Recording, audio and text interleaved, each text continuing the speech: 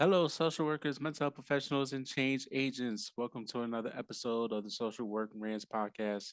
I'm your host, Bash Moreno. Saludos a todos. Greetings, everybody. Thank you for tuning in, tapping in wherever you are watching or listening to this podcast. I appreciate all the love and support. Gracias a todos por su apoyo. Continue to follow the podcast or um, however you listen to the podcast on all the audio outlets, and of course, tap in on the YouTube, hit that red subscribe button, rate the podcast on however you listen to the podcast, share podcast episodes. I've had some of your favorite IG social work on the pod, on the podcast. So we are moving along to drive the 200 episodes. And we on going into the almost the 170s. So we moving along, trying to be consistent. And recently, the podcast, shout out to FeedSpot. Whoever does these articles, shout out to you because the podcast recently got rated number uh, top podcast to listen to in 2024. So that goes out to you, the listeners, you, the viewers that have been supporting, and to everybody who has come on the podcast these last 4 years, making this happen. So thank you, FeedSpot, and thank you to all the listeners and viewers of the podcast for making that happen. Quick announcements. By the time this episode airs, I will be in Atlanta, aka Bass Atlanta, for the Millennial Social Work Conference. I will be one of the presenters this year, so I'm excited for that. Um, looking forward to meeting fellow social workers and connecting with people that some I've interviewed, some I've seen online, especially on Instagram, and to see them in person, and a couple of them maybe for the first time. So looking forward to doing that. This episode is brought to you by Bass City Entertainment, doing business as Bass Moreno Consulting, focusing on providing financial education for Gen X people of color and in the sandwich generation to provide financial stability for themselves and their families. For more info, go to bassmoreno.com, BASMORENO.com. Get on the email list. And yeah, I'm offering 15-minute financial consultations. So yeah, let's talk. Let's get these finances in order. 2024 is already tax season. So get your W-2s, get your paperwork in order. Let's get this money. And speaking of money, I've been spending a lot of time this season talking about financial social work, financial money, entrepreneurship, and one of my favorite social work entrepreneurs in terms of finances, Tyana Ingram. How you doing? I am well. Thanks, Beth. How are you? I'm doing well. Thank you for making the time out to come on the podcast. What's going on? Nothing much. It's 2024. We here. We ready. I love how you're encouraging people to work on their finances. But yeah, we feeling good. Trucking along. The month's almost over. Yeah, absolutely. Yeah, January is like, you know, it just flew for no reason whatsoever. Man, I don't know what it is. Time is just flying. Yeah, by the time this episode airs, we no this recording this episode at the end of January, so it's like the month flew, and February is gonna fly by even quicker, and it's like Yep. Valentine's Day and all this stuff, and March Madness will be here before you know it. um. So yeah, so let the audience know who you are, what and what you do. Yeah, thanks again, Bass, for having me. Hey, everyone. My name is Tyana Ingram. I am a certified financial social worker and financial education instructor.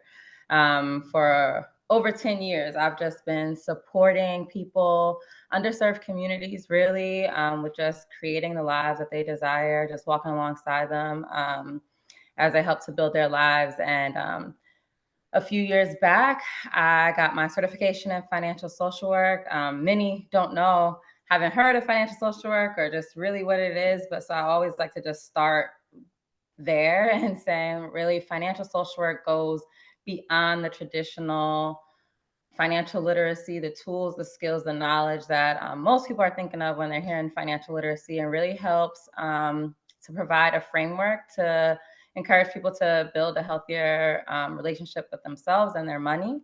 And so that really working alongside underserved communities and then thinking about myself as a social worker on the front lines really inspired me to get that financial social work certification. So we can create lasting financial change and really help our communities, help generations. So I got that certification. And then almost 2 years ago now, I decided that I wanted to do something a little greater and started my own business, my social enterprise, and it's called the 10 Coins. And my whole mission with this business is really to inspire helping professionals and underserved communities to heal their money wounds, alleviate that financial stress, and achieve financial peace of mind. And I do that through holistic financial wellness services. So, using that financial social work framework along with like a mind, body, soul approach, I create healing spaces for these communities. And again, so we can create this lasting financial change. This is my calling. It's bigger than me. It just money is a component of everything, and so I'm just really grateful that I've been called to go through my own financial healing and personal healing journey, so that I could walk alongside others going through it too. No, I love it, and I know financial financial social work has been getting a definite push recently. That's actually one of my goals this year is to get certified myself as branch out and change my whole business model in terms of doing no financial education and then eventually using the lingo of financial literacy in terms of learning in Spanish because that's a whole other ball game too. And us Latinos, we definitely behind the eight ball in terms of finances, and besides like everything that's been happening with the migrant situation in Texas and just within my own community where I grew up at in the Bronx. Shout out to Highbridge and kind of like you know just the systemic racism, how it plays a part in terms of finances, the lack thereof, and it's not necessarily our fault, but times are changing and the way AI is now, and just the information is out there. Sometimes it's a little too much information, especially the last 4 years of where to go, and now there's a lot of scamming going on within the financial space now. So just there's money to be had, money to be made, and I've been saying off and on, we're not going to be wealthy in social work. We got to be investing in the stock market. We got to like learn get into real estate, and I've had somebody talk about real estate on a podcast and ways social workers can use their social work skills into the real estate space, and so in terms of property management or things of that nature. So there's definitely money using our social work skills to make money in somehow, some way in terms of finances. Oh, 100%. First off, I didn't know you were from the Bronx, but I'm from Co-op. But yeah, I'm in LA now, so shout out to that. And yeah, I love what you're saying. There's definitely lots of money to be made, and our social work skills are so transferable. And the reason why I love social work so much, like it's my career, and then I love financial social work, but social work in itself is because it's so broad and we're just able to really look at everything and everyone from this whole approach, and to really create change and help people, like truly help people, and then again help ourselves, right? The reason why I really focus on helping professionals is because we're the ones who are really putting ourselves on the front line. I saw firsthand with myself and with my colleagues, right, that I'm working alongside, that we were trying to figure out our finances too. But here in most in that nonprofit world, I've been working with the nonprofits in Los Angeles for over 10 years, and um, every mission that they have is to really help these clients, right, achieve self-sufficiency. So there's doing some type of budgeting or anything like that. But when you have the people who are on the front line struggling with their finances and all of that and trying to teach people how, it's like, what are we doing? So Exactly. yeah. No, I know that feeling to try to. No, I remember for years I was working with. Well, it's now called the SPME population, the severely mentally ill, and they get their check the first of the month, and then by that first weekend is gone, and trying to like Mhm. meet them and like let's budget this money because we need to last at least like 3 weeks and like uh, but at the same time back in my mind like sure I can't even budget my own money because I got to pay rent and the money's gone after the rent's paid, so it's like I try to budget my own money. Where can I cut back? Man. So it's like, this is the oxymoron that social work kind of puts us in these spaces. We try to help clients, but yet like we need to like somehow help ourselves, and that's that fine line how to best go about doing that. I wanted to ask how before I definitely got a lot of questions about what are you seeing in California Mm. um, because Cali is expensive. Yep. but before we get into into that, how'd you get into the social work field? Oh, that's a good question. Again, I'm gonna keep saying I was called to this work. I didn't. Social work found me. Growing up, even in undergrad, I changed my major about 4 times, and I didn't know that social work was a career. I've always loved helping people. I volunteered since I was in high school. And in college, I would join different groups and volunteer and just help others. But right, different life experiences. I I started struggling. My family started struggling, and then I started working initially in my junior year. I went to Howard University for undergrad, and I volunteered, sorry, at the DC Rape Crisis Center. And I saw that I was a hotline counselor and a hospital advocate. And I loved it, just loved being able to be that person to really help guide. And I went through this extensive, like, 3-month training and all of that. And I saw that, but then it stopped, right? Like it was a quick, really crisis intervention work. And I saw that the people who were actually doing the work that I wanted to do were social workers.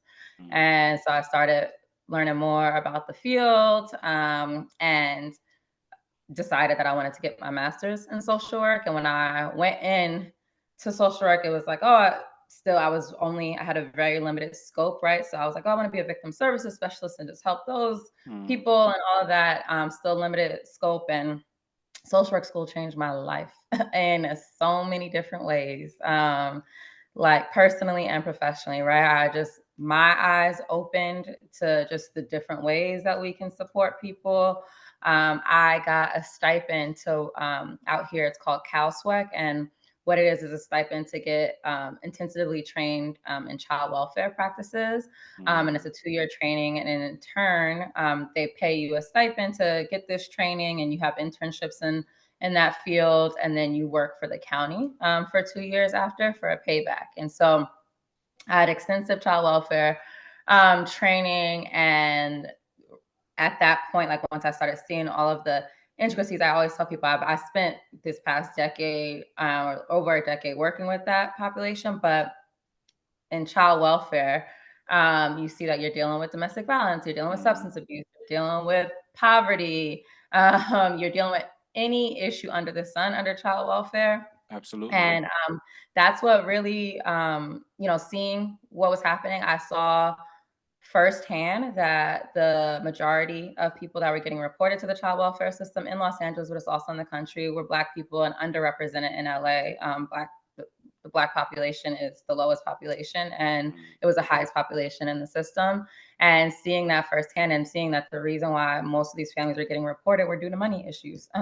When you're living in poverty, right, it's hard to parent your child in the way Of that course. society deems, acceptable, or and just in general, right? And I'm talking about just people of color in general, right? We have certain norms that are in our family dynamics where you may have an older sibling watching a younger sibling, and sometimes that older sibling is only 10 or 11, and they're Mm, watching a 3 or 4 year old. So, but that's not acceptable in child welfare terms, or when you're living in low income housing, right? The walls are a little thinner.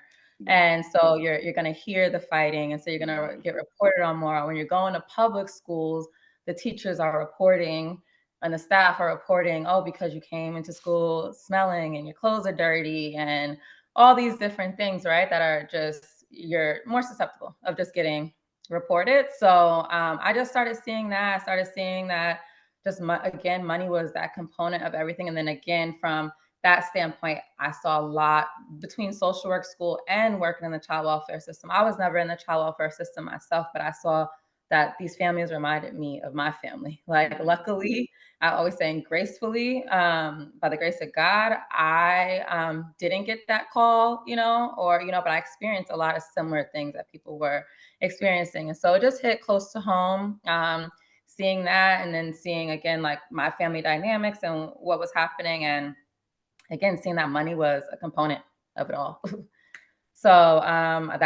So yeah, I know you were going to the financial social work, but that's really it. Like, it just, as I was learning more about myself and learning more about the system and learning more about that, then I saw, like, oh, money was a piece, and it found me, and that's where financial social work came in. no, gotcha. I love it. Where'd you get your master's at? I got my master's at USC, University of Southern California. Okay. Yeah. Yes, in LA. That's when I came to LA. How is that program? Because I really don't hear too much about that. Yeah, so it's so funny. USC is one of the biggest schools out here in California. Mm, I too, when I came to LA, I had no idea about USC. And I actually applied to a much smaller school, like a state school out here, to go to, and that was like my top choice. But then, like, as I started meeting people out here, and they're like, no, USC is one of the biggest private universities out here. And it, at the time when I attended, it was top 10 in the country for social work schools. mm, But their social work program was great. I really enjoyed it. It's a private university, so it's expensive. When we went to, we got a social work degree, not any other degree, so it's very expensive. I was lucky to get a stipend, but it's still right. That's a thing in itself. But I learned so much in the school. It was a great experience. My internships were great. The people I met were amazing. The network out here for USC is huge. And no, so pretty much absolutely. every job that I've had has had someone who I've known that has been helpful. So yeah, it was a good experience. Very different. Right? I said I went to Howard for undergrad, so it was a Mm, completely different experience for me. But it was good. I enjoyed it. I enjoyed I enjoyed it. Our social work school was small, so even though the school is huge right. and known for the sports and all of that, Mm, like, we yeah. were small, and it's social work too, so it's a different vibe. No, USC is a massive institution. I mean, it's known nationwide, and I mean, obviously, football team first and foremost. Uh, they're, I'm a Notre Dame fan, so I'm like, if you see CFAs, like, see you say USC, I'm like okay, man, Right. keep it pushing. but, but no, like, no, I'm glad you got the experience, and you mentioned the key about networking and to led to other opportunities, and that's important too, like having those connections and making connections while you're in grad school. I think that's for any MSW student, listening to the podcast. That's definitely take learn 100%. from that because that's 100%. I did not Literally, do that in grad school. I am telling you, I was literally just thinking about this yesterday. They've been saying, right? I've heard it since undergrad, your network is your net worth, your network is your net worth, right? And I believed it, but networking was always, I don't know, maybe it was scary to me, or I just didn't feel worthy enough to like meet certain people or anything like that. So I didn't take advantage of it as much either. But now, like I am like, let me meet this person, let me do this, like Mm. networking, like it really is about who you know, like in everything that we're doing. So yes, social workers out there, just whatever you're passionate about, whatever you like, just meet people, talk about it. Don't be afraid. No, absolutely. Um, so I want to get into just Cali just being so freaking Yeah. expensive. I know LA recently had a mayoral change. Miss Karen Bass, who's Yeah. actual a social worker, is Yep, she the went to USC. uh, oh, look at that. East small world. I didn't even know she went to USC. I know she's a social worker. Yep. She actually wanted her for Biden to pick her as VP. Oh yeah. Um, but obviously that didn't happen, and now 4 years later, now who knows what's going to happen? Man. Uh, but no, so she became the mayor in LA, and there's a lot a lot happening and a lot she's trying to fix. And I know there's like uh the homelessness situation and just California in general is just expensive. I know we in inflation times, but it's like beyond like beyond inflation. like Oh seven my goodness. like $7 and change just for gas. Yes, it's crazy. I mean, we can get it from six, sometimes some high fives, but it is so expensive out here. It is when spoke about a lot. So yeah, homelessness, number one, it's rampant. It's in every neighborhood, no matter what type of neighborhood you live in, you're gonna see homeless people, and it's sad. Um, and not all of these people are struggling with mental health or substance abuse, right? Like it's hard to make it. It's Mhm. hard to make it for anyone. I was literally just having this conversation 2 days ago that making six figures. First of all, you have to define what six figures means, right? Because 100,000 is different than 900,000, right? Right. So that 100,000 mark out here is like nothing. And obviously it's something I don't want to minimize, that is Mhm. money, right? That a lot of people are making, but our taxes in itself are so high. So I saw, where I don't have the correct numbers, but like say making 100,000 here as compared to a state that doesn't have like as high the taxes, right? Like in itself, you're starting off differently, right? Like so Mhm. really you're taking home maybe 60, 70,000 here, even if you're making 100. So it's like that's already starting you lower. Then, you think of just the cost of living, just Right. and like just housing in general is so expensive here. You have people paying $3,000 for a one bedroom apartment. And then you think about, right, I was looking up some reports last year of when I'm trying to just like not rebrand, but just like update my business and really see like who I'm really wanting to work with. And so I was looking at the low income number for LA. So obviously there's a low income mark to meet for like public services, right? Like, getting food stamps and cash aid and things like that. But like the actual low income number based off of like surveys is 70,000.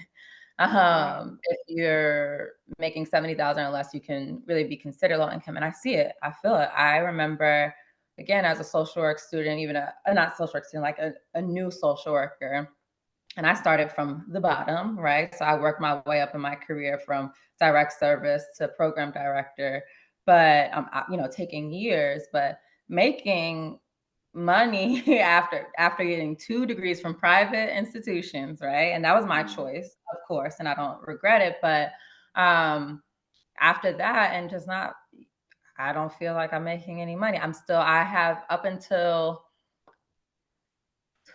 2 years ago, I've always worked at least two jobs. Mhm. And that's what you see out here in LA. Most people are working multiple hustles.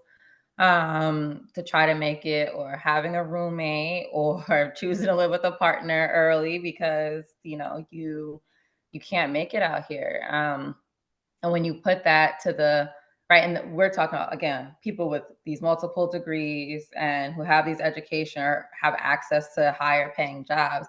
But when you think about the rest of the population, right, who, because of Mm-hmm. different reasons, whether it's personal or just systemic oppression, that they didn't go to college or anything like that, right?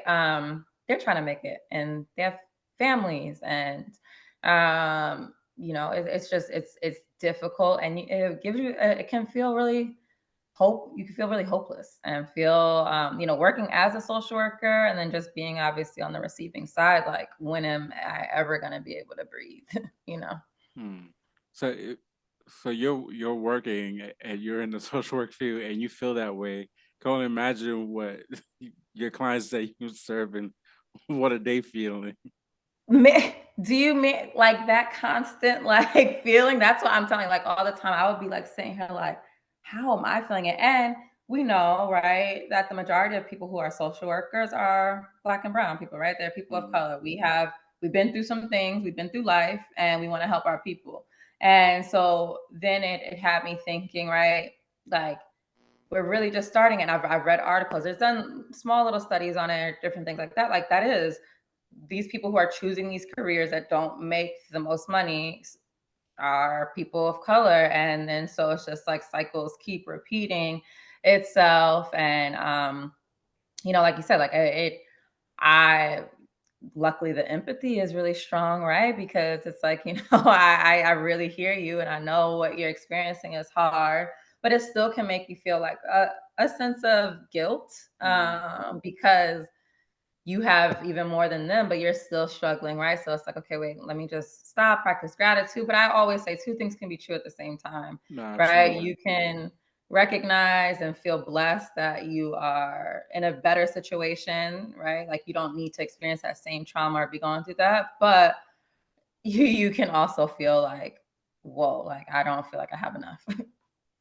No, absolutely. And I think just I would say inflation is taking a huge toll. These last, like, especially this last past year, but during these last 4 years and even before, like, Biden took over, we just seen crunch after crunch, everything going up except the salary for the most part, which is why we Right. had to start like our own like side hustles or open up LLCs Yeah. after during pandemic and kind of do our own thing on the side, just try to make it. I didn't want like what are you seeing?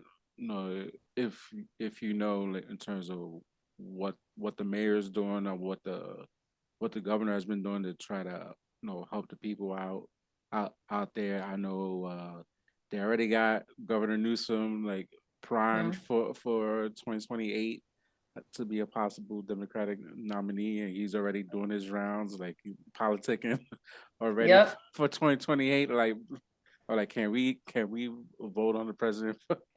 Can we get there? Like, we got we might have They to deal rushed with it. we might have to deal with Orange Man again.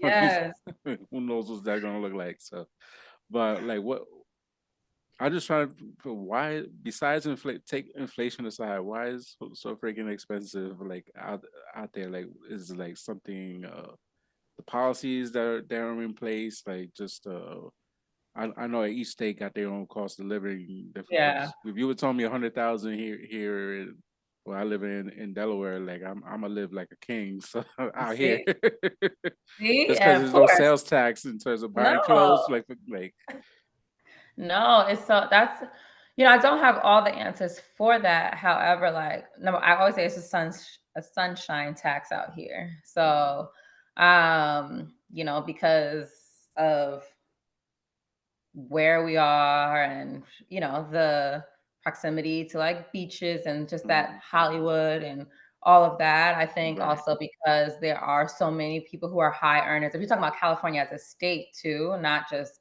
Southern California, not just LA. Up north is even worse. mm, it's all tech up there, right? Silicon Right. Valley is up there. So um, the it's yeah, it's even worse as far as like what the cost of housing are. Like homelessness was bigger up there before it was here. People literally choosing to be homeless because they're like, I can't, Mm, go with this system. So, those are maybe some things that I feel like it's why, I think I don't want to dog LA or California. I think this is in every state, but there's a lot of mishandling of money and finances in the government, right? I think that mm, we vote on something and we get, I've seen this in the nonprofit world, right? I mm, think that there's so many people who are trying to do good work, especially right, the people who are on those front lines and who are just really doing the work, right? But then the higher you go, sometimes unfortunately are a little bit more disconnected and are not able because of what is in contracts to really use the funds for programming or for actually like serving. And so I think that goes with like government stuff too. Like they may do this whole initiative and say this $1 million are going towards this, right, to get people excited and attracted, but mm, then you're not realizing like what that means and how much this system actually is. Like I think about foster care in general. Like foster care is $1 billion industry. Like it is absolutely. all about money, and it when we think about it, right? Like, and when I think about it from my lens of a social work lens, who are actually trying to help people, yeah, it's much cheaper to actually help people to just improve their lives and to get out of their situations rather than ripping a family apart and having a Mm, child in foster care from until they graduate. And then there in other states too, but we started it, the extended foster care program where people up until the age of really 25 now are still able to get foster care funding and mm. housing and things like that. But all of that is great for that, but it's like we wouldn't even have to have that if we were focused on prevention, right? And Right, of focused on course.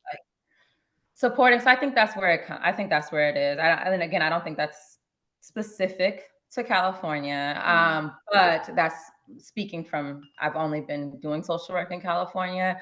That's what I've seen. I think that there are funds being allocated towards it, but you don't have the right people maybe really understanding like what that means or how much this actual service really costs. So it may seem like a lot of money, but it's not enough to really pay the people who are doing the right. work, so. Yeah, and it's funny you mentioned no Silicon Valley, and you went to Howard, and DC. Like sometimes they call DC the Silicon Valley or the East Mm, Coast because every time I go to DC, I was like, there's some new skyscraper that they build in, and it's like this construction, like it's construction everywhere. Like it's like Delaware is like the constructor like crazy. Like it's just between gentrification and just building like infrastructure, and it's just insane. And like there's homelessness there's homelessness everywhere right now. But it's just the cost of living is just through the roof. And like it goes back to like our incomes is not not matching just the cost of living in terms of like renting and trying to buy a home or try to save up for a home. Or it's a lot happening all at the same time, and it just makes things harder for us social workers to try to help like our yeah, clients, because they'll be I've had clients be like, I need housing. I'm like literally shrugging my shoulders like so that's I literally can't help you. Like it's like unfortunately as much as seriously. I can. Like I want to, but there's no resources out here, so it's really hard. And if you don't want to go to a shelter, then makes things even harder to try to help. Right. So it's we in a we in a tough spot right now.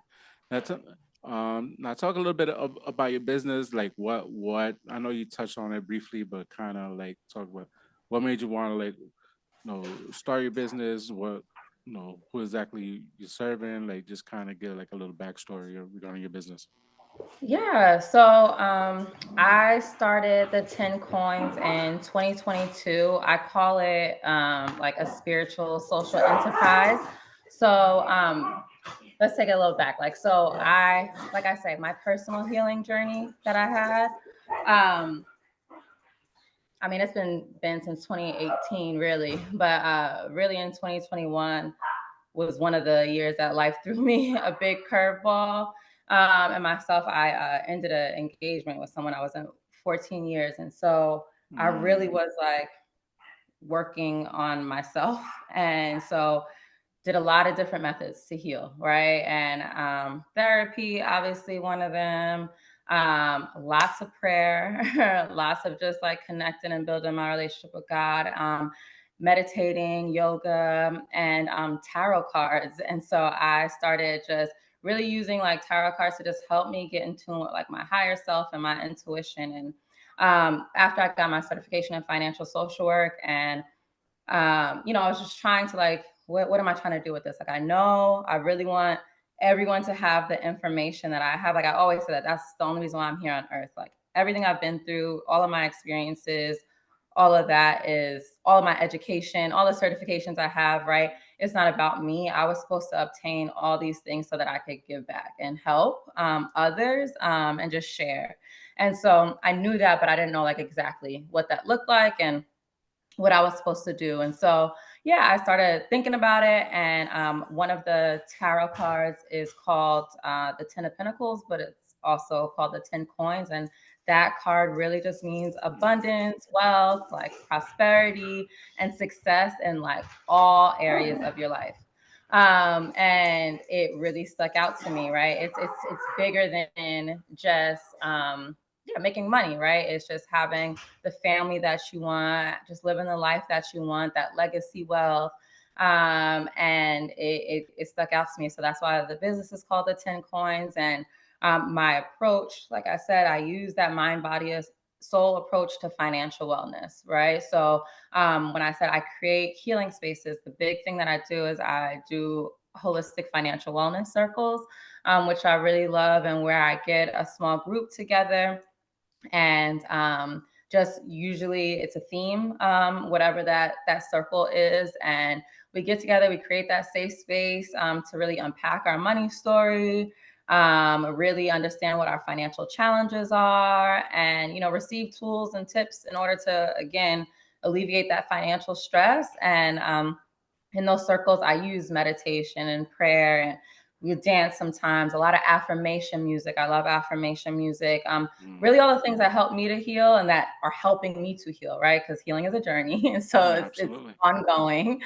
Unfortunately, we can't just snap our fingers and it's all done. And so all the things that have been helping me, I like to incorporate that in the business. So yeah, financial wellness circles. I'll be starting soon, and this is like coming soon, different healing hangouts, one-on-one with people to just work on one-on-one with their financial healing. So that's where it came. I specifically am working with helping professionals, like I said. So yes, that's mostly social workers or really practitioners that are helping people, right? So I'll work with, and then underserved communities, really what that looks like.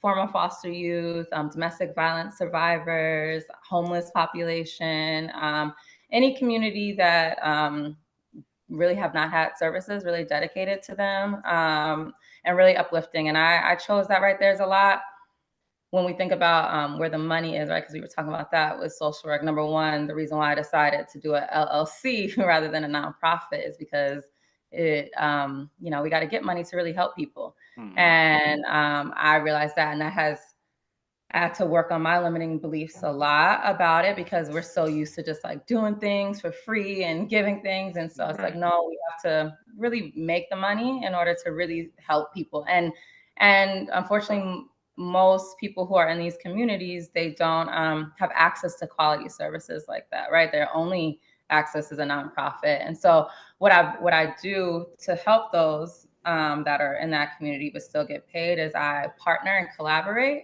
with a lot of nonprofit organizations or just other organizations, like on a consulting basis, and then just implementing the services, and so that the organization can pay me for the services, but the clients are still able to access the services. No, I like that. Um, it really, you see a need, and you obviously got the certification, and just partnering with different nonprofits you still doing social work, you still, but it's like your business, you still, everything you're learning is regurgitating and putting it back in your business, and back on the clients you're trying to serve. So that it's uh I really like that a lot. How was 2023 for you? I always say the odd years are my trying years. I like literally am able to go back to probably childhood and think of every odd year. And while they may not all have been like super traumatic or just like something life changing, Mm, there's something that has happened. I can't say life changing. There's something that happened that has actually like just I've learned a really important lesson, or I had to go through something. So that was 2023 for me. 2023 was the year of hard lessons to learn, really to recognize like who I who I am. I I got stripped of everything that I like identified as. And in every like different area of my life, to really like just get to that ground zero and use 2024 to rebuild. And so 2023 was that year of just like, wait, who are you? What's important to you? Why has this been important to you for so long? Why are you doing the things you're doing? And just really a reflective year. And so that's what it was. I was able to accomplish a lot with my business, and I was able, that's when I really started putting myself out there. 2022 was when I made my LLC, so 2023 was the year I was able to pilot my program to a lot of different organizations, and just start public speaking. And I really got big with networking last year. So it was good, but I learned a lot of tough lessons. I experienced a lot of loss, and not just like with people. Just again, my identity, just who I thought, what my career. Like I said, I was in this career in this specific way for over a decade, and yeah, now having to be like, okay, again, this is my calling. Like I'm always gonna come back to this. Like the mm, God put me in this space, and He was like, "No, you've been. This was fun. You've been living this way for a while, and I know you needed to gain all these skills, and you needed to gain all these lessons, but I need you to push this." And so really, 2023 was my year of like, okay, start focusing harder, and going harder with your business. So that was 2023 for me, the year of lessons, hard lessons. no, that's powerful right there. So the goals for 2024. Yeah, so I'm a person, I feel I'm always moving, right? I'm always trying to get something. But I'm also, like I said, with my healing journey, what I've learned over the years is life just works if I allow it to. And so I try not to get so much in the way. I like to make a blueprint, right? And like say like vision. I'm all about like manifesting and like visioning what I want. Um, and being like specific enough, but I don't want to get in the way of what life's plan is for me, because I've seen that things are gonna just happen. And so with my words of the year are intentional and limitless. I just really want to be intentional about where I'm going, what I'm doing, the connections I'm making, the work I'm doing.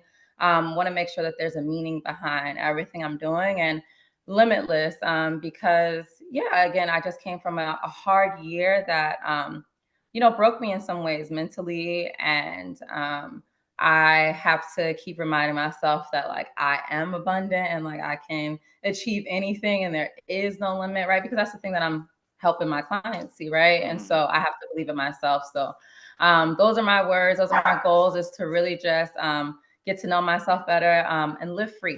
That's it. My goal is to live free financially, spiritually, physically, do what I need to do, right? So there's specific things underneath where I want to get with my business and career and Mm, friendships and relationships.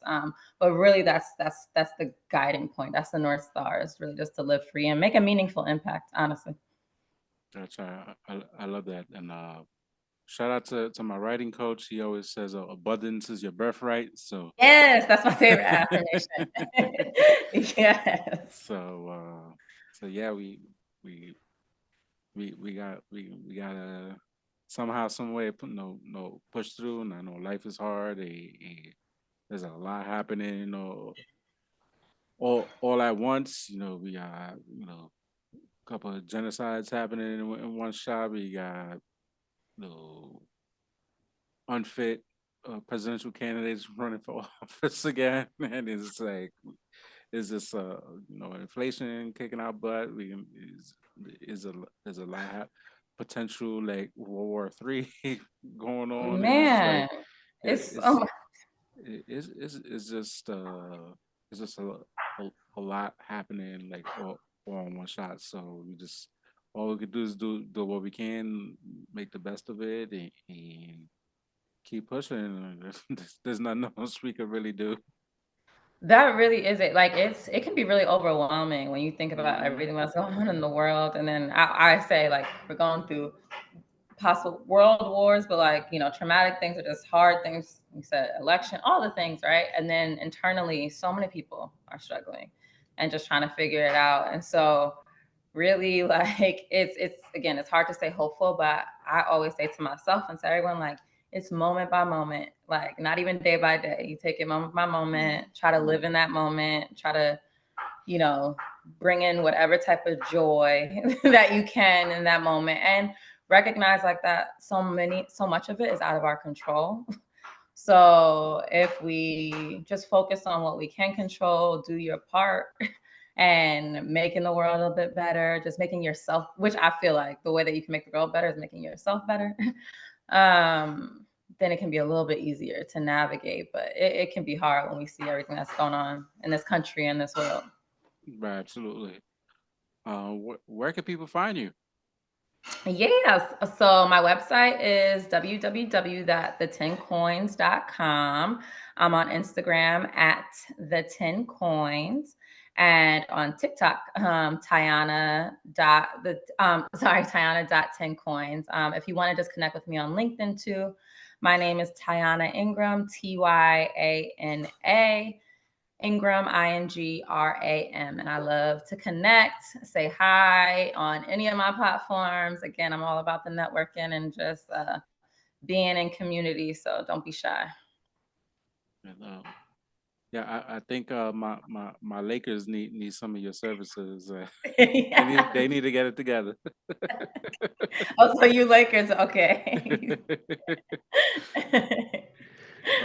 That note, no, thank you for your time coming on, and yeah, let's stay connected. No, I appreciate it, Bass. Thanks for connecting with me, and just, it's been an honor. It's been great talking to you. Appreciate it. Likewise. All right.